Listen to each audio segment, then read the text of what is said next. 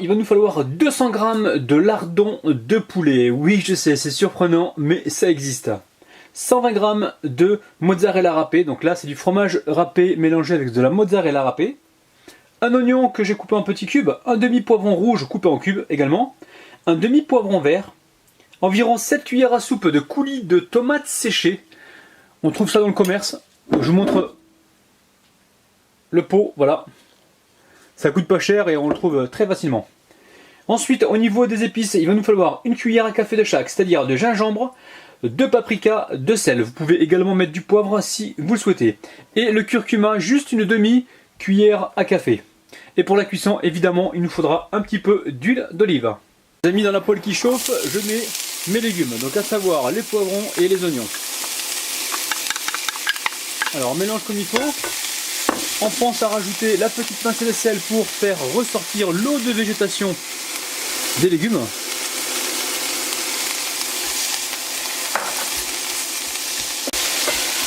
On va pouvoir mettre les lardons de poulet fumés. C'est un truc de dingue. Donc je vous les montre de près, c'est bien des lardons de poulet les amis. Donc là je les ai achetés ceux-là à Carrefour. Vous pouvez très bien en trouver dans certaines boucheries ou dans certaines épiceries arabes. Ils vendent aussi des lardons de poulet, c'est incroyable.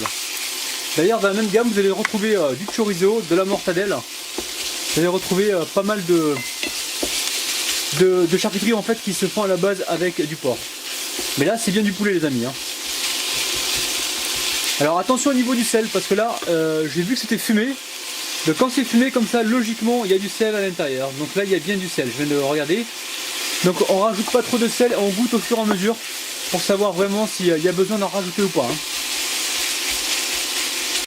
Les amis, la préparation est cuite, on éteint le feu et on passe à la suite. Pour la pâte à pizza, il va vous falloir de la farine, de l'huile d'olive, de la levure fraîche du boulanger, du sucre, du sel et de l'eau. Vous avez le détail juste en dessous de la vidéo dans la barre d'infos. Alors, dans le batteur, je mets le sel, le sucre, on rajoute la farine, ensuite l'eau, l'huile, alors l'huile d'olive. En fait, la recette est facile, on met tous les ingrédients et on mélange. Et ensuite, on met la levure fraîche boulangère. Et là, on fait tourner le batteur pendant 5 minutes. Allez les amis, ça y est, la pâte a bien pétri. Donc maintenant, je viens la décoller de la cuve. Alors ça, on le fait à chaque fois. On la farine légèrement, je la reforme en boule. Je la remets dedans et je la couvre pendant environ 40 minutes. Il faut que ça double de volume. Les amis, ça y est, la pâte a bien poussé. On va venir la dégazer sur le plan de travail donc fariné. Ouh, quelle jolie pâte les amis. Quelle jolie pâte. Allez, maintenant le but du jeu, ça va être de récupérer des petites boules. Donc on va juste se presser comme ça sur la pâte. Alors les amis, j'ai réussi à récupérer donc 6 pâtons. Maintenant je vais venir les bouler juste à la main comme ceci. On va leur donner une forme ronde. Donc si vous voyez qu'il y a des boules qui sont plus grosses que d'autres, n'hésitez pas à en retirer un petit peu pour reformer une boule. Donc au total, là j'ai réussi à récupérer presque 7 boules. Je vais en retirer ici un petit peu. Donc j'en ai récupéré 7. Essayez de les faire bien rondes. Donc là c'est pas trop le cas. De toute façon moi quand j'étais petit à l'école maternelle, la maîtresse me disait de faire des ronds, je faisais des carrés. Donc voilà, ça remonte à ce problème là. Mais bon, essayez-vous de votre côté de les faire bien rondes. Alors les amis, maintenant on va former la babouche. Ou le babouche. La babouche je dirais moi. Donc là je farine un pâton. Ensuite je récupère un rouleau à pâtisserie. Alors j'ai celui que j'ai acheté au Maroc, donc la matraque. Donc qui me sert de rouleau à pâtisserie, mais là pour faire ce petit bout, je pense qu'elle est trop grande la matraque. Donc, je vais utiliser un rouleau plus petit. Donc là je vais venir aplatir légèrement. Et là le but du jeu c'est de me retrouver donc avec quelque chose qui est presque ovale. Donc on va y aller doucement. Alors quand vous arrivez à ce niveau là, essayez de ne pas trop fariner la pâte, on a besoin qu'elle se colle entre elles. Donc il faut qu'elle soit légèrement collante ici pour pouvoir la refermer. Une fois qu'on a le pâton ovale, on va juste le tirer un petit peu ici pour avoir ce côté-là pointu. Et ici, il faut absolument que ça reste large. Alors, on récupère la sauce tomate séchée que l'on trouve facilement dans le commerce. Vous pouvez la réaliser à la maison si vous avez le temps. Donc là, l'idée, c'est d'en mettre très peu en fait. On va mettre, voilà, pas plus que ça. Surtout, on va pas jusqu'au bord et on va pas jusqu'au bout ici. Il faut vraiment laisser de la place à ce niveau-là.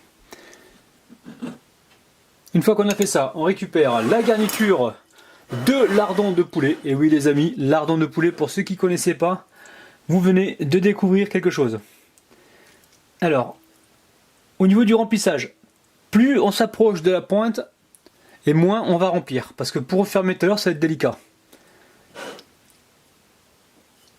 Donc là, je charge un peu plus.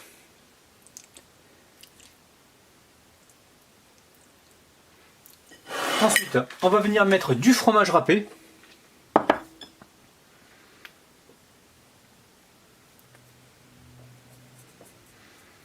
Une fois qu'on a fait ça, on va venir refermer la babouche. Les amis, regardez-moi ça. On va commencer ici par la pointe. On va soulever la pâte et on la colle entre elles. Alors à côté de ça, on prépare une plaque recouverte d'un papier cuisson. Parce qu'une fois que la babouche est formée, il ne faudra pas trop qu'elle attende à température parce qu'elle va continuer de pousser et se déformer. Donc là, à ce niveau-là, on n'hésite pas, on charge un petit peu en fromage. Regardez-moi cette pizza babouche, elle fait exactement la taille de mes pieds 46, c'est un truc de malade. Alors ensuite, vous lui donnez la forme que vous souhaitez. Si vous avez la petite pince à décor, pour les gâteaux là, vous pouvez faire des petits décors sur les côtés, ça c'est vous qui voyez, c'est votre partie personnelle à vous. Alors une fois que c'est bien fermé comme ceci, on met de côté et on continue donc la suite donc du montage. Alors les amis, dès que vous avez étalé le pâton, vous mettez la farine dessous, parce que comme ça tout à l'heure vous allez pouvoir la manipuler sans aucun problème. Donc ensuite, je vous en remontre une. Donc là, on reste large sur ce côté-là, côté droit. Le côté gauche, on va légèrement l'étirer. Et ensuite, on vient déposer de la sauce tomate. Alors bien sûr, dans cette recette, si vous voulez mettre des olives, vous mettez vraiment ce que vous souhaitez. Là, j'ai voulu faire simple aujourd'hui. Et si vous aimez ce genre de recette, franchement, dites-le dans les commentaires, je me ferai un plaisir de vous en faire pas mal. Et là, le lardon de poulet fumé, ça sent très très bon, les amis. Alors, on met le fromage, donc moyennement sur le dessus, et on va charger tout à l'heure un peu plus sur le côté pour en fait refermer notre babouche. Alors dites-moi dans les commentaires si on dit babouche au masculin ou si on le dit au féminin. Alors je vais commencer par la pointe. Allez, on commence par le début, parce que moi je commence souvent à l'envers quand je fais quelque chose. Dans un premier temps, voilà, on vient juste le coller et ensuite on repassera une deuxième fois pour bien sceller donc la babouche.